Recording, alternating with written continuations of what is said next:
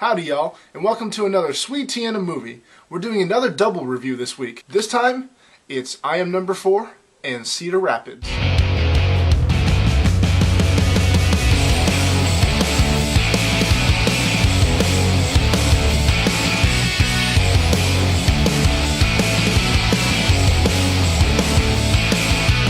You want to know something funny? I get my secret powers from sweet tea. Although I don't have any today, I have milk. But hey, drink your milk, kids. It's good for you. So last week, I saw two films on Tuesday. First one was I Am Number 4, and the second was Cedar Rapids. Now, these are two movies that are completely different genres, so I won't go comparing them this time around since there's not really anything to compare. So, with that said, let's go ahead and dig into I Am Number 4. First, let's talk about the acting. The acting was pretty okay. Nothing spectacular, nothing really jumped out at me and said, wow, that was just an awesome moment. As far as acting goes, I don't know the names of any of the people in there because it was pretty much fresh faces. But that's not to say that they did a bad job, it's just they didn't really do anything astounding. And yeah, it was pretty okay on acting. It wasn't bad by any means, it just wasn't super good. So acting gets a story. The story of I Am Number 4 was pretty good, actually. It had me drawn in. A lot of people are going to compare it to the original Superman story, since it's, people being sent from another planet to Earth to escape mass genocide. In this case, mass genocide. For Superman, it was the planet exploding. But even with the comparison, it's still a pretty good story, and the way it's told in the movie is pretty good. If they keep making movies, because I remember watching the end of the credits and seeing that it was based off a series of books. So hopefully they'll make more of these because I'm interested in seeing how the story progresses. Music. Nothing special about the music in this one. Pretty standard action movie music. I don't even remember any of it. And yeah, nothing to say about it. And finally, the settings. I'm going to lump in computer graphics as well with this since it kind of ties in a little bit. The settings in this movie were actually very good. I really liked how Miami Beach looked. And I like the plain town that they ended up moving to.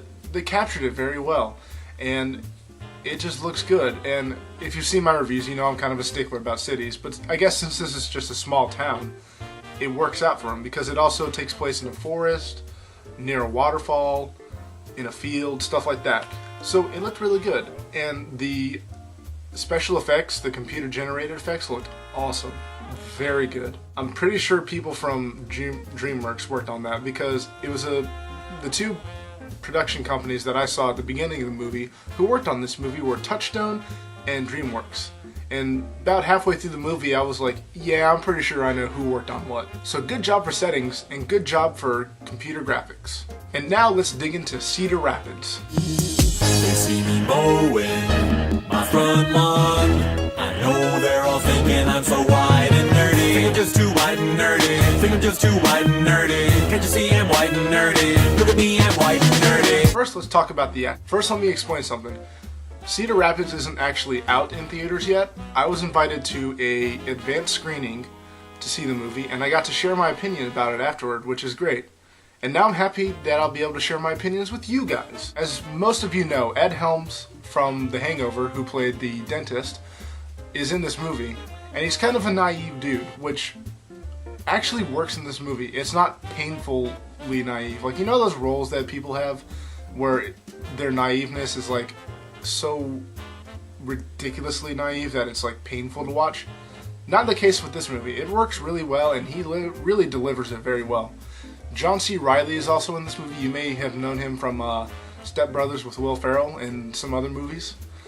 He does a great job. He has filthy mouth, but it is hilarious. It was just, oh my gosh. Me and everybody else in the theater were just cracking up pretty much every time he said something. Or nearly every time he said something. It was just awesome. As far as all the other actors and actresses go who had pretty much the same amount of screen time as these two, they did a really good job. They were all pretty funny, and it was just very engaging. So very good job with the acting.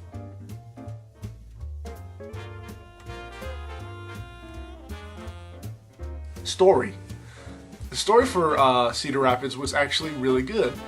It just follows Ed Helms who goes to Cedar Rapids, which is a real place, and for a convention, and he just kind of grows out of his naivety without being pushed out necessarily. He kind of does it to himself. And it's just a really funny movie. The jokes written in and the jokes delivered were just hilarious. I haven't laughed that much in a movie in a while.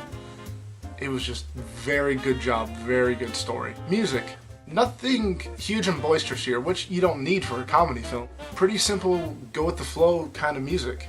And that's what this movie needed, and that's what it had, and it was a very good touch. So great job for that. And finally, the settings. And I'm going to lump in cinematography here for this one, because the camera angles and the framing that it did really captured the environment very well. The settings of everywhere looked really good too, because it stuck in the convention center and the areas surrounding it, and it all looked really good. Everything was just framed right. Everything had the correct light balancing and all that stuff.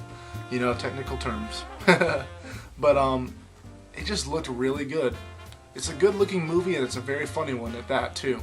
And so, now that the review of those two movies is over, let's go ahead and crank out the scores. For I Am Number 4, no, I'm not giving it a 4. I'm giving this movie a 7 out of 10. If I had to give it a word, it'd be even more above average. It's a pretty good action movie, but it's lacking in some parts. If you don't mind me delaying the point for Cedar Rapids real quick, I forgot to mention for acting, the two main characters, the male and the female love interests, they have the most painfully awkward dialogue ever. No two teenagers in high school have that much trouble talking to each other if they have an interest in each other. They either don't say anything or they say too much. But these two characters in this movie, goodness gracious. It was just one word and then they'd be quiet for a minute and then they'd have so much trouble talking. It's just like, what the heck? Just talk or I'll punch you. So that's my last little gripe about I Am Number 4, which got a 7 out of 10, as I said. And now for Cedar Rapids. Cedar Rapids gets a very loving 9 out of 10. The reason it gets a 9 out of 10 is because it could have toned down the swearing just a little bit, even though it is rated R. But nonetheless, it's an extremely hilarious movie. I recommend seeing this movie when it comes out in theaters. And I recommend buying it on Blu-ray or DVD. So, thank you for watching. Stick around, I've got more reviews coming. See you later. Peace.